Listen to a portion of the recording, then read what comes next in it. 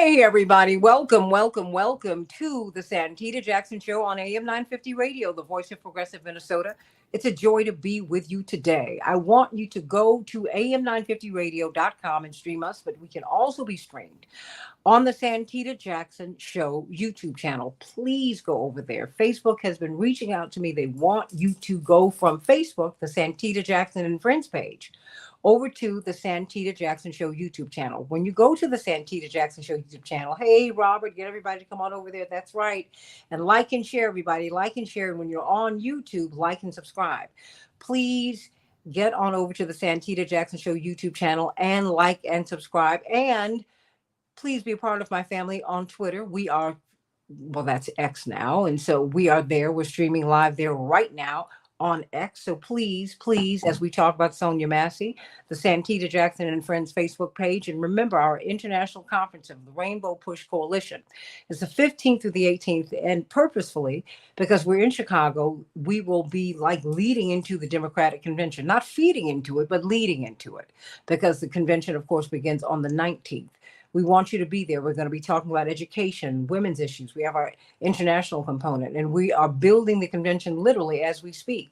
Yes, it's 2 weeks away, but we want you there, and we are getting our young people involved. We're getting a lot of people involved, and we want people uh, who are going to be demonstrating, who need a place where they can come and share their thoughts about where the country is, about where their cities and towns and hamlets are, where the world is. We want you to come to 930 50th Street. It's going to be a wonderful convention, a wonderful coming together, a wonderful coming together. So let's talk about the Sonia Massey case. I know we talked about it yesterday, but I want to do a deeper dive because many people have been concerned and disappointed that the George Floyd Justice and Policing Act did not go through. And many are saying that maybe if we had that not only enacted into law, but enforced, this would not happen over and over and over and over again. Indeed, since George Floyd was killed, more people have been killed by the police than ever before. How is that happening? Why is that happening? What? How is it that Sean Grayson, who did shoot and kill Sonia Massey, how could he work on 6 police departments in 4 years? How could he become a police officer when he was kicked out of the Army because of misconduct? How does this happen? And why does this keep happening? Pastor Marshall Hatch of the New Mount Pilgrim Missionary Baptist Church, of course, here in Chicago, he and Reverend Sharpton and Ben Crump will be there tonight. Is it at 6 p.m.? 6 p.m., 4301 West Washington Boulevard, Chicago. 4301? Yes, West Washington Boulevard in Okay. Chicago. And what's going to be happening at tonight? Well, we're supporting the Massey family. They will be with us on tonight. Reverend Sharpton is going to bring them, and Ben Crump. They need our support. Sonia Massey has, I think, 2 children who need our support, and so we're going to, of course, promote the cause of justice for Sonia Massey, who has now become, another tragic symbol of the way that policing is done, particularly in African American, Black and Brown communities, where the police function almost more as an occupying force. And here she is killed in her own home. Inexcusable. And of course, those are facts that you're going to talk about today with this case. But we're going to support that family tonight here in Chicago, a mere 20 blocks from where the Democratic Convention will be held here on the west side of Chicago. We're going to have that rally on behalf of the Massey family tonight. At 6 p.m. tonight, everybody, at 4301 West Washington Boulevard, indeed, in the neighborhood where I went to high school, Whitney Young. That's what I love. And of course, we've got the lefty lawyer, the lofty lawyer. Indeed, he has been a defender of those who have needed the most defending. We think of Fred Hampton as an icon now, Pastor Hatch, but in real time, he was one of the most hated, feared men in America. And this was his lawyer. That means a whole lot. When I think of Percy Sutton being Malcolm X's lawyer, when just before he passed away, he did an interview and he said, people ask me why I've been Malcolm's lawyer, why I'm Jesse's lawyer, why I, defend these men who are so controversial. He said, because they need defending, because they defend our people. And by extension, that is what attorney G. Flint Taylor has been doing for years, the co founder of the People's Law Firm. I want you to get his book, The Torture Machine. The Torture Machine. This is systemic and it's systematic. The Torture Machine. He looks at racism and police violence in Chicago. But the broadest application, you can really apply this all over the country and all over the world. How is it that, because there's something else that's going on, Attorney Taylor? I mean, anytime the LA City Council is considering letting ex-IDF soldiers and really American mercenaries patrol Jewish neighborhoods, I said, whoa, wait a minute. Putting, this is like putting a fire on kerosene. This is crazy, but this is where we are. And you know what, black men, when you all get in your cars, we're worried about you, Marshall Hatch. But I'm scared to be, as a black woman, at home. Now, I called for a prowler. That's what Miss Massey did. The prowler's outside. I didn't say I had an invasion in my home. She said, I have a prowler. They come into her home, Attorney Taylor, looking for trouble. Back up. Tell us what you see when you heard about this case. Explain the case as best you can, because I keep trying to make sense of it, but it's not. I'm just not that sharp. I I don't understand how we got here. What happened? It on a level, yeah, you're not the only one that finds it hard to understand. Unfortunately, both Reverend Hatch and I have a long history of seeing these kinds of incidents happen in one manner or another. And they're very often racially motivated. There's a racial animus involved in it. And at first glance, you think that it might be a police officer or a series of police officers who went off the rails. But when you really look at it, and you look at it in context, if you start with in my experience with Fred Hampton and the 14 raiding police officers who went to that apartment, and you take it all the way through Laquan McDonald, and you take it through George Floyd, and then here we are today, and you say, what is going on here that replicates itself in this kind of way? And I think Reverend Hatch hit the nail on the head when he said that the police force, by and large, operates, particularly in the communities of color, as a occupying force, and that's their attitude. And their attitude when they go to a woman's home who's talking about a prowler is not to take into account everything that's going on, to try to de-escalate any situation that might arise,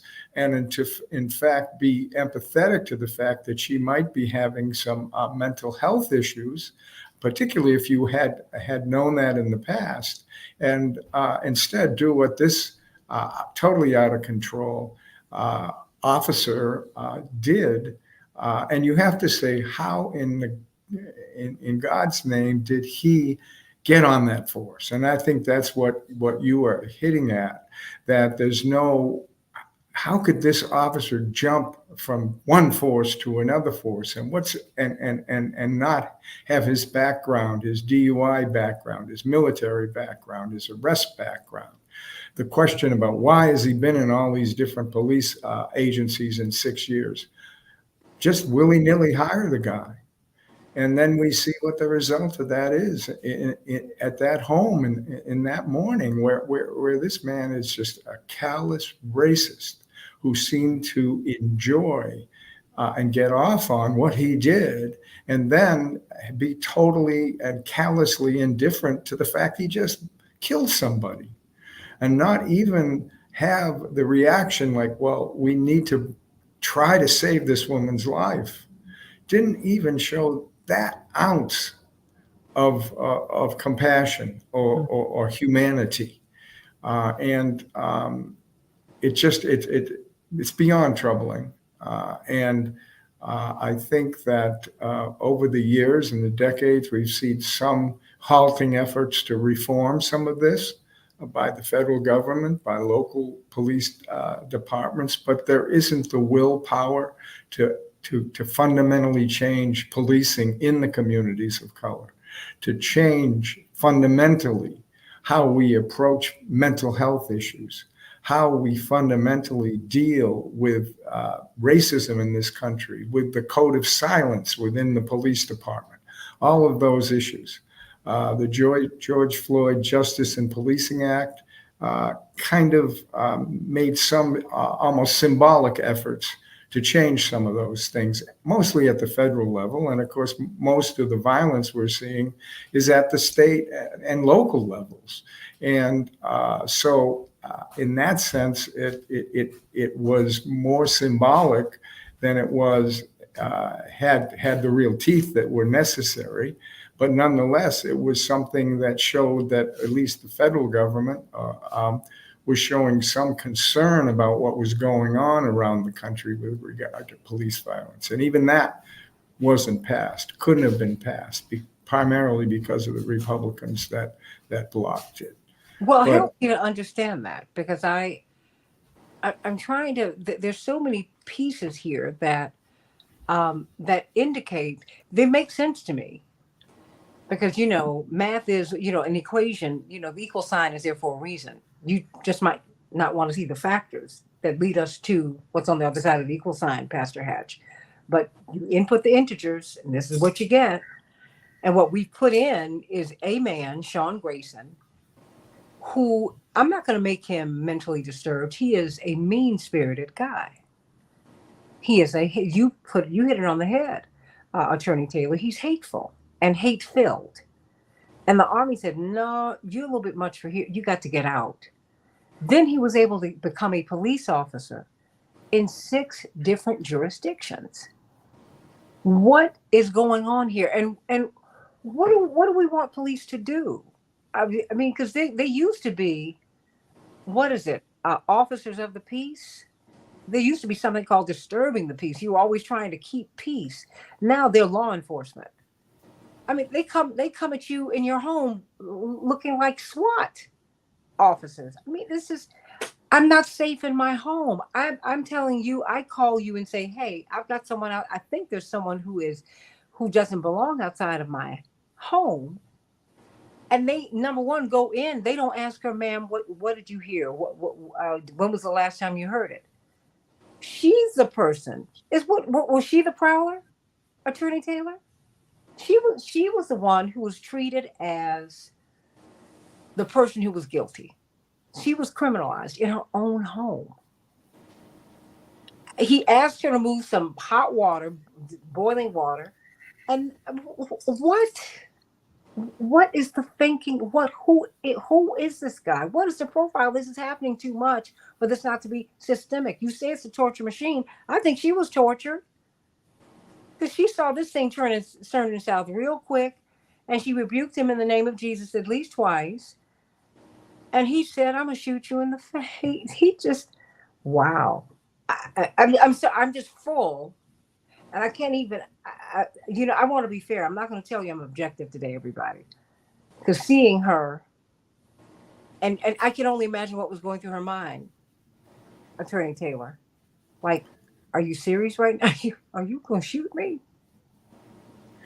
Well, yes, it's hard, almost impossible to comprehend on a human level what went on in there. But then when we step back and we understand and how police officers operate with impunity in this country, in these cities, and how they're supported by their superior officers, and how you talk very, in flowery terms about training officers in anti-racism and all of that, and how to de-escalate. But once they hit the street, when their superiors tell them, hey, don't listen to what they told you in the academy.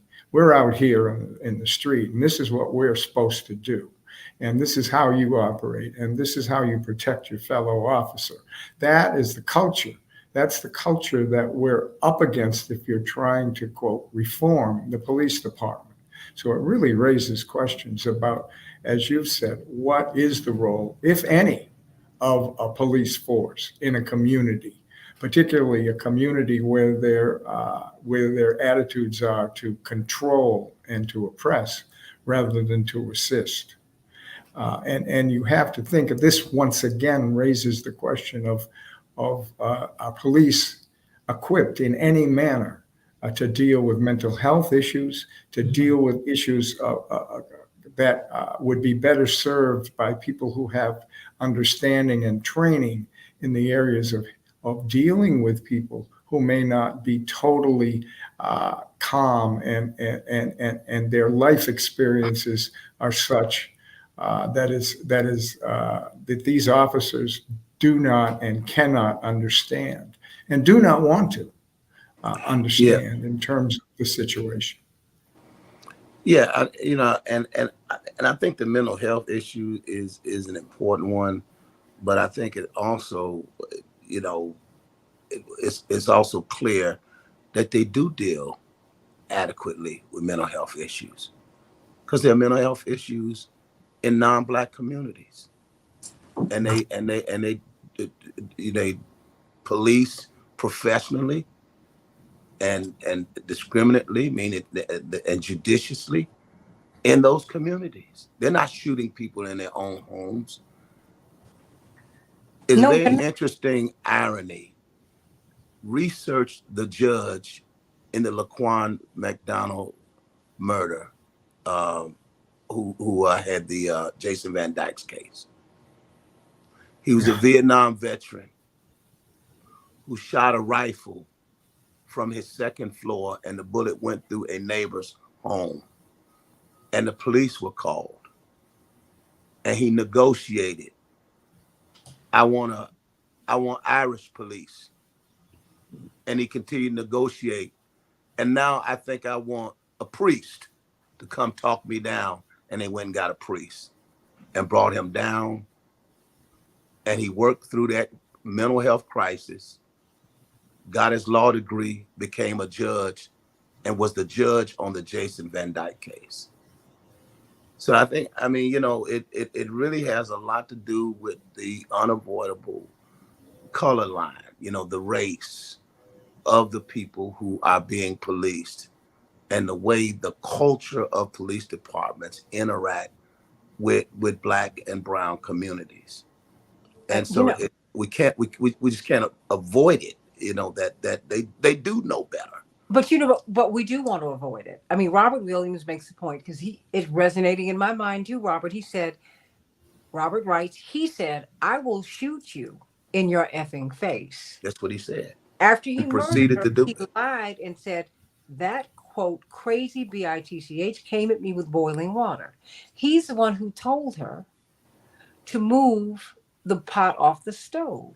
And you could see that she walked cautiously, and she kept looking at him. She wasn't even looking at the pot. She was looking at him. And this is premeditated.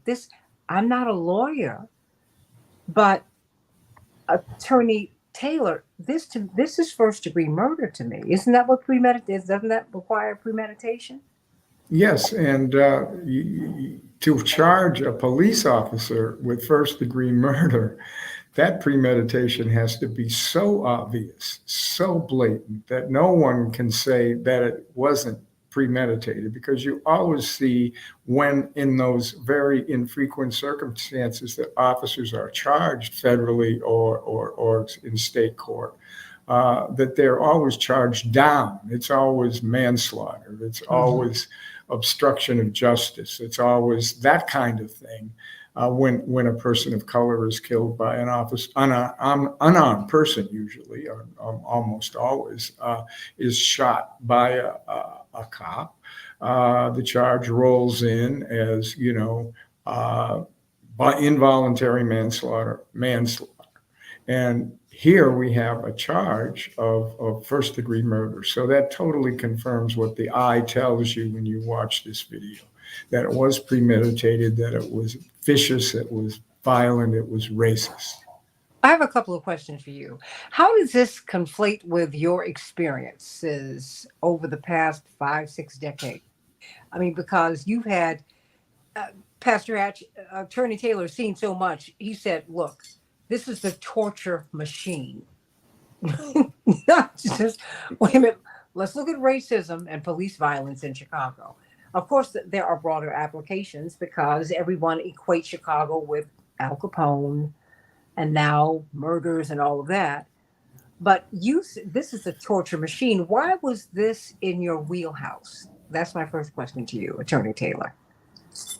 Well, it was in my wheelhouse because at a young age, as a lawyer, I had the honor and privilege of being involved in representing the Fred Hampton family and meeting Fred Hampton before he was assassinated, and living through that assassination by being at the apartment within hours of the assassination and being there for days and weeks and seeing and taking evidence and understanding at a relatively young age as a lawyer what the police would and did do to this person who was younger than I was, actually, and who was such an upcoming and rising star in the African American community as a leader.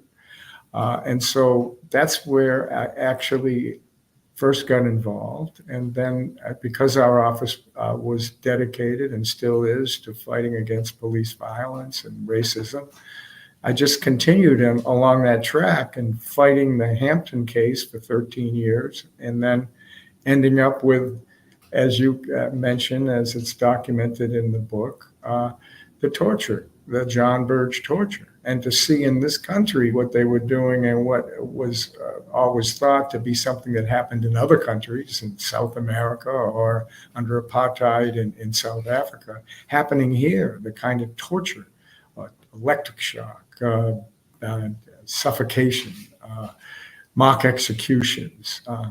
I was just talking to a reporter the other day about the Goon Squad in Mississippi. I don't know if you know, your listeners know about that case, but that was a case and is a case where this self-appointed Goon Squad in suburban Jackson, Mississippi, was systematically going and torturing and actually did a mock execution of a man by sticking the gun in his mouth, and then the gun went off, and only by the grace did he not kill him. And so there's an investigation down there of this squad, this Goon Squad. And so it's like Burge's squad. It's, the lieutenant was involved. It was covered up. Well, that's my dog. That's all right. He's getting upset too. He is, and he's a very mellow dog. So you know that this is something very upsetting, and it is, of course. And so, yes, it's that's how I got involved, and that's why I stay involved, because there's so much. It continues, and it takes various shapes and forms, but ultimately there's that thread that goes from Fred through the torture machine to where we stand today. And yes, some things have changed, but as the old saying goes, the more things change, the more they stay the same. And I know Reverend Hatch is a wise old head as well, not as probably as old as I, but close I am. Yeah. And we've seen these issues together all too often. And tonight at 6 p.m. at 4301 West Washington in Chicago, you should meet Reverend Al Sharpton and Attorney Ben Crump and the Massey family. Of course, they will be hosted by Pastor Marshall Hatch at the iconic New Mount Pilgrim Missionary Baptist Church. You need to be there tonight. They need our support. And this needs to stop tonight at 6 p.m. at 4301 West Washington, at 4301 West Washington. Why is there such reluctance to discuss not race? Race is not the problem. Racism is the problem. We all look the way we look, and we all adapted to whatever continent or area that physically our ancestors were located. I mean, Black people have tight, kinky hair because that tight, kinky hair protected you from the sun beating down on your head. Otherwise, your brain would have fried at the equator. Come on, you guys. This is what we do. White people have flaxen hair because you would have frozen to death in the cold. You need a hair that's going to be flat on your head. I mean, look. These are little things, but we're so caught up in this stuff today that we're not, we're missing racism, Attorney Taylor. That's the issue. How does someone patrol my name? Just tell me the role that racism plays here and why there is such reluctance to discuss it. Well, we're in a white supremacist country, and we have a white supremacist history, and so that white supremacist government and society is writing the history and trying to impose upon us how to think, being brought up, particularly as a white person. Those kinds of attitudes are being taught to you day in and day out. And we see what happens when there is an attempt to teach the truth. And you see the blowback, whether it's in the Scopes trial in 1925, or it's what's happening in the libraries and the schools, particularly in the South today, where they're trying to totally excise the history, Black history, the history of racism, the history of what we did to the indigenous peoples in this country over how we took over this country. That in fact, that white supremacist culture is trying, even as we speak, to shut up Reverend Hatch and myself and all the people that are going to get together. And it bubbles up sometimes with George Floyd, in this case that we're talking about today. In the Fred Hampton case, it took 13 years to rewrite history, to rewrite white supremacist history that Ed Hanrahan and Richard Nixon tried to write about the assassination of Fred Hampton.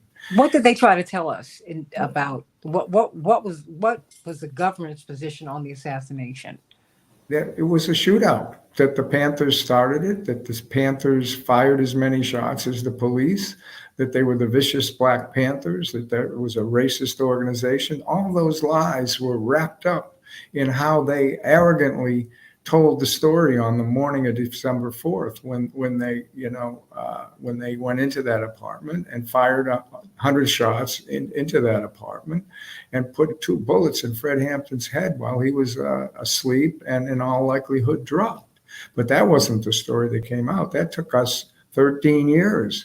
Us in the collective, us, the Panthers, the community, all of the people that came to that apartment, and the lawyers who fought to change that narrative from a shootout to a shoot-in to a murder to an assassination, a political assassination. And that's what took 13 years of fight and exposure to do. And so I think that's sort of an answer to your question, why, in fact, people don't want to talk about it. They not only want to talk about it, they want to deny it. If you remember when Barack Obama was elected, some people wanted to say that, well, that's the end of racism in this country. We know what the answer to that is, of course.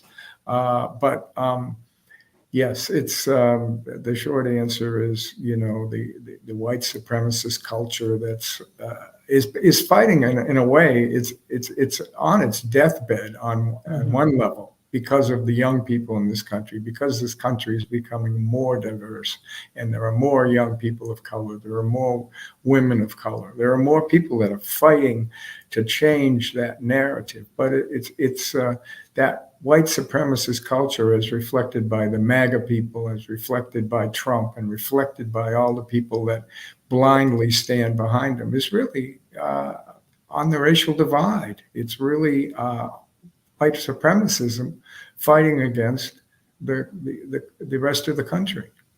Pastor Hatch, what is the impact of this murder on a community? Because I think we have to, and Attorney Taylor, I want you to weigh in on that too. But first, you, Pastor Hatch, because as a pastor, you see, I mean, and with as the founder of the Ma'afa Redemption Project, where you're working with young people and you're trying to help them to recover, find, hold on to their sense of somebodyness, to understand that they matter. And yet, a young boy and a husband, a boyfriend, I mean, Breonna Taylor's boyfriend was in her apartment. He was trying to save her. They tried to accuse him of killing her. That's not what happened. So, it's like, and then I can't, how does that impact people? How does it impact men, women, children? When you feel like I can't, I'm not safe at home, not at home, in my house, in my apartment. Yeah, there's a direct correlation of lawlessness to lawlessness. I mean, when we can't depend upon, have confidence in law enforcement to uphold the law and to obey the law themselves and to police lawfully, it creates chaos in a community that operates now outside of the criminal justice system. When we look at even the clearance rate in communities like ours, that could be as low as 20% of the murders solved. It creates lawlessness because people feel like they have to take the law into their own hands in order to get justice. And when the police violate the law, it diminishes respect for the law. And it becomes very difficult for those of us in the community who have, positions of responsibility to teach respect for the law when law enforcement is lawless. And so it is a direct correlation between the lawlessness of law enforcement and the lawlessness in the community.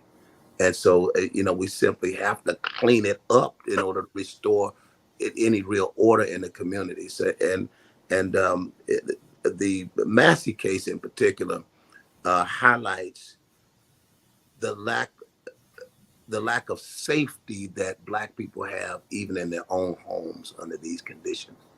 There was a recent study, I think it was NPR, and we did.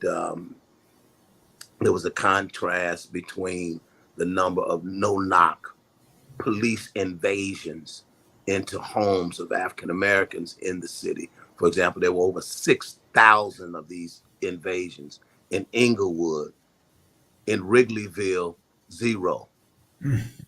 In Lincoln Park, 0. Now, these are explained to the audience who are not in Chicago, Wrigleyville and Lincoln Park.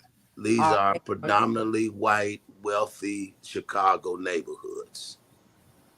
And so in West Garfield Park, in the thousands, in Austin, where I live, over 3,000 of these no-knock home invasions. Yes. And I remember, parishioners, calling me to their homes. One family I brought to push one Saturday and highlighted some years ago. I didn't really think it was possible until I saw it, that the police could enter a home, literally toss it, hold people at bay by gunpoint, and then leave out. And then I found out that it's just the chaos of this kind of occupying force in a community and the disruption to any kind of peaceableness that this engenders.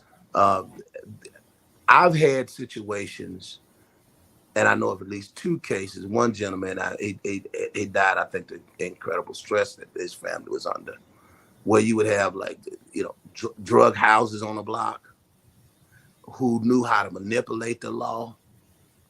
And so they would call the police and claim there were guns in a home of the people who were calling the police on the drug houses in order for the police to harass the law-abiding families.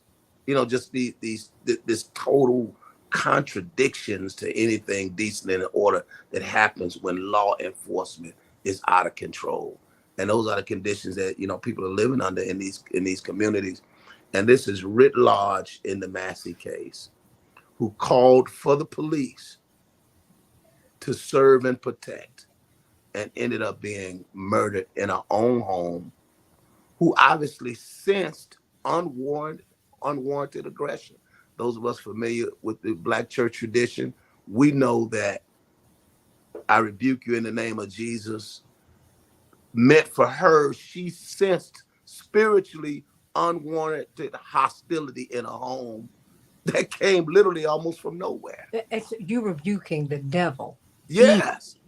I mean, And for Attorney Taylor, and aggression. in the Black culture, that's a real thing. I mean, because when you feel like you are in danger, you rebuke the evil in the name of Jesus, because that's where we are.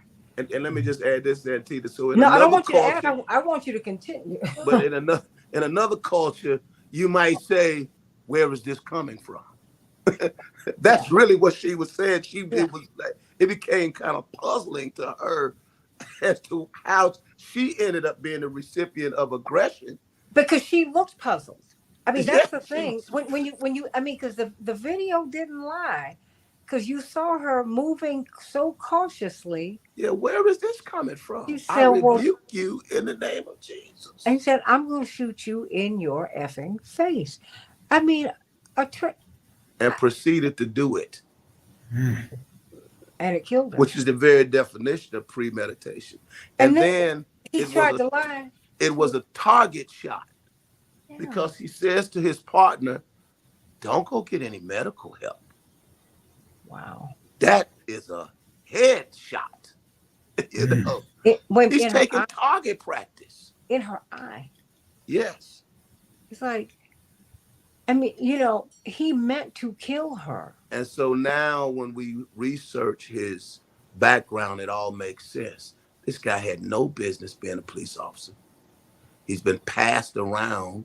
And so something is tragically wrong in the way we hire police officers and the lack of national qualifications, which is what the Floyd George bill would do. The George Floyd bill would do.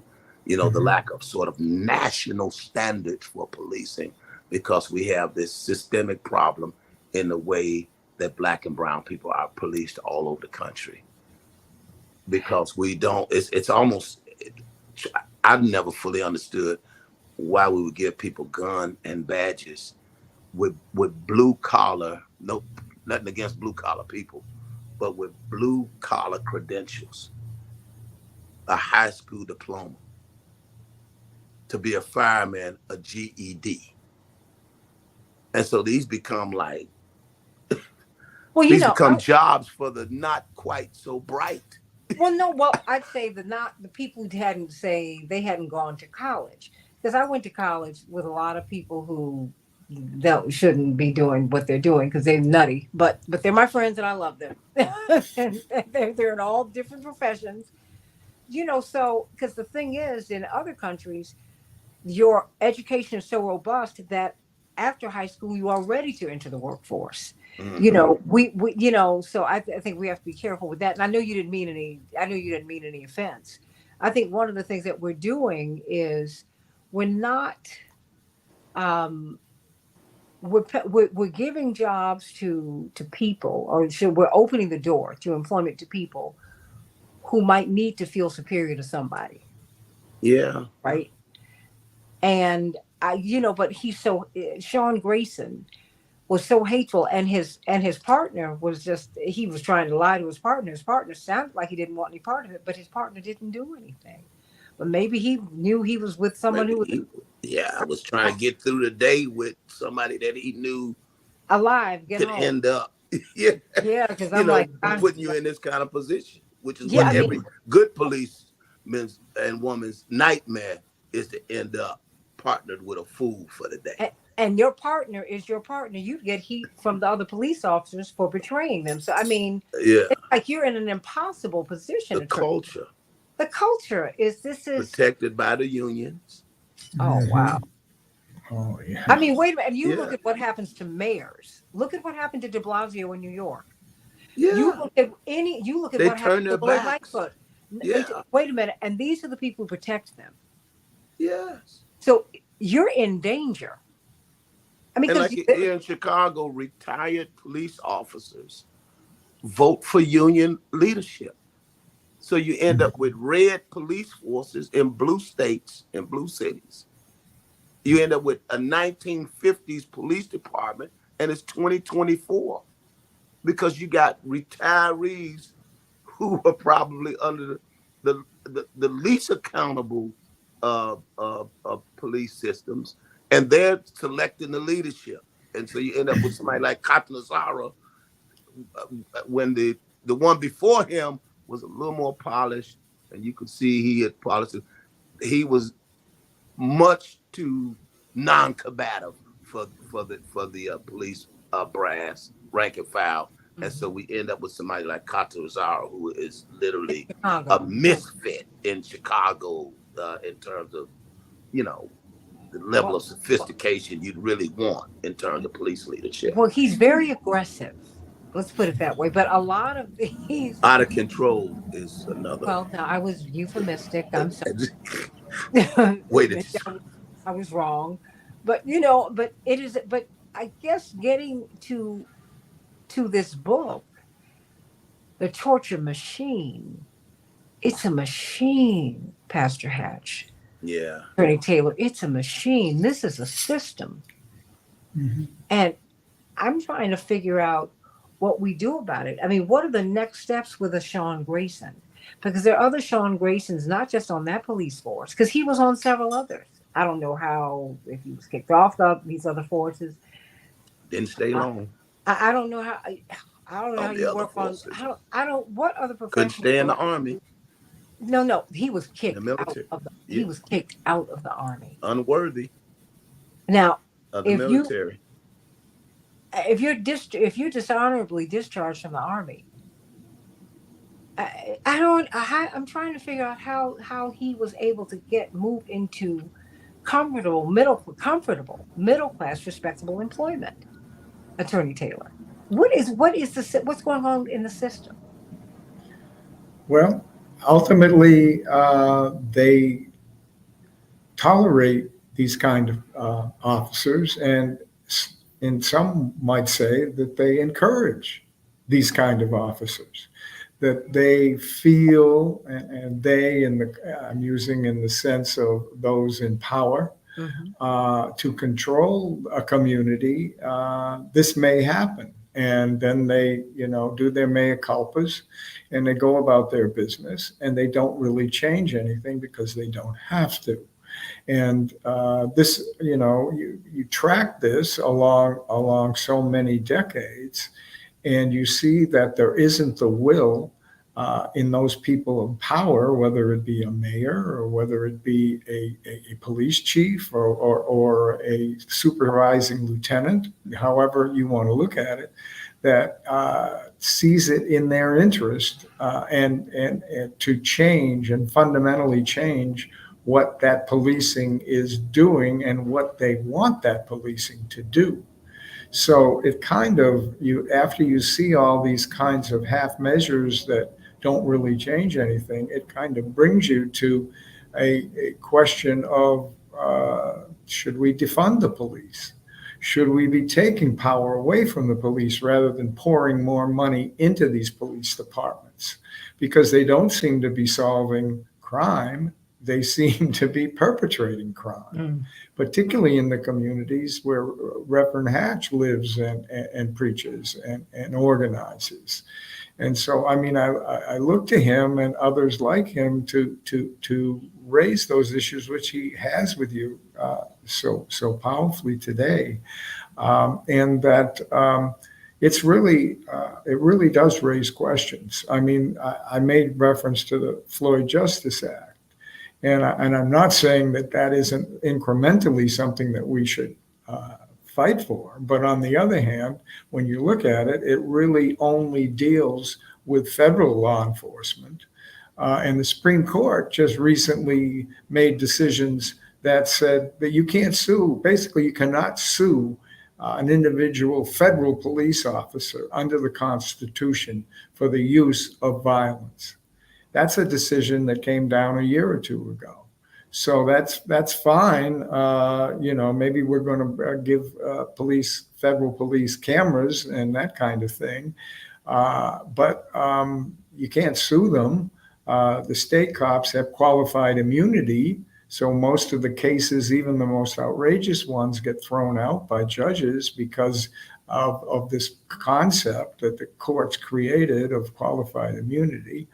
And so, I mean, I could spend the rest of the show, which I shouldn't, talking about reforms that don't work, reforms that only go halfway, and reforms that might ultimately change things that never are considered or never passed by our legislative bodies. Can you give us a couple? I have about 6 or 7 minutes left. Can you give us a couple?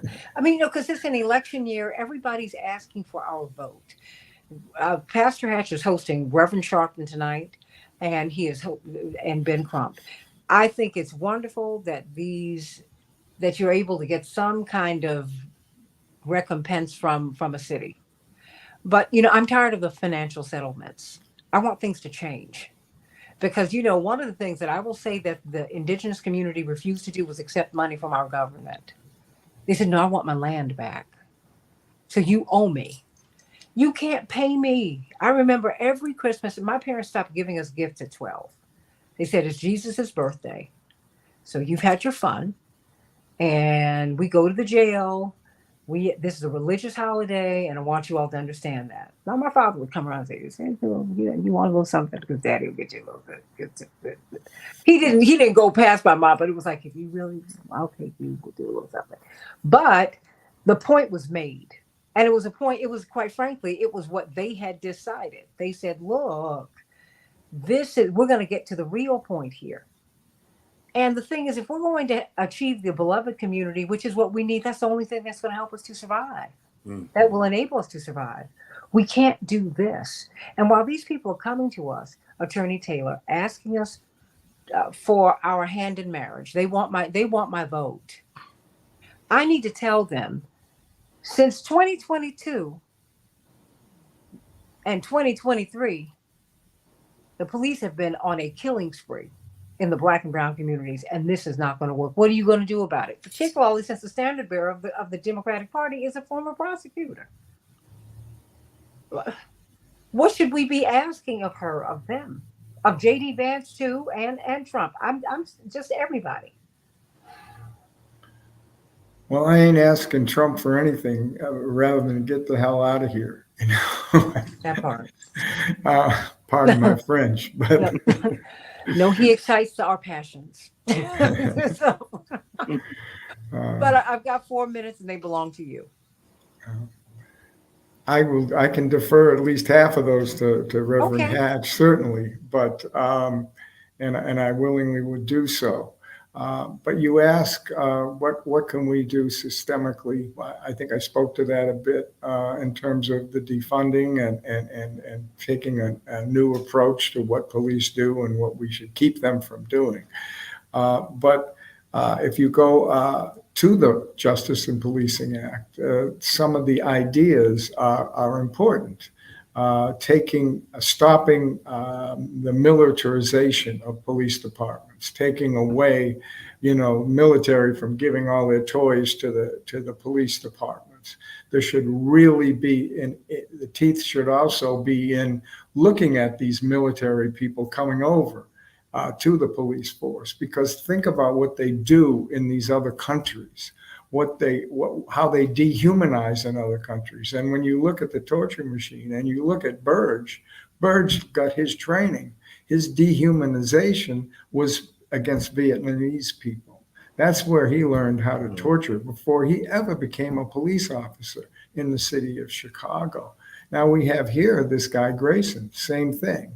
You see in the prisons and on the police departments, all these former, Green Berets and all these special forces people being welcomed onto these forces. Well, what do you expect they're going to do when they get in a situation like this? Because when they've been in Vietnam, when they've been in Afghanistan, when they've been in all these other places where the U.S. government goes and oppresses and puts down people of color across the world, then you come into Springfield, or you come into Chicago, and you see black people in the same way you saw a person in Afghanistan, or you saw a Vietnamese person. And so then once you dehumanize them, then you can do the kinds of things that we see being done again and again. So the militarism and the militarization of police forces and prisons is something that needs to be aggressively approached. And I mentioned before, there's this twin thing in the Justice Act. One is to lower the standards for civil rights violations criminally, so that you don't have to have such a high standard of proof in order to convict an officer criminally for the violation of constitutional rights. And that fits into the shootings, and that fits into the beatings.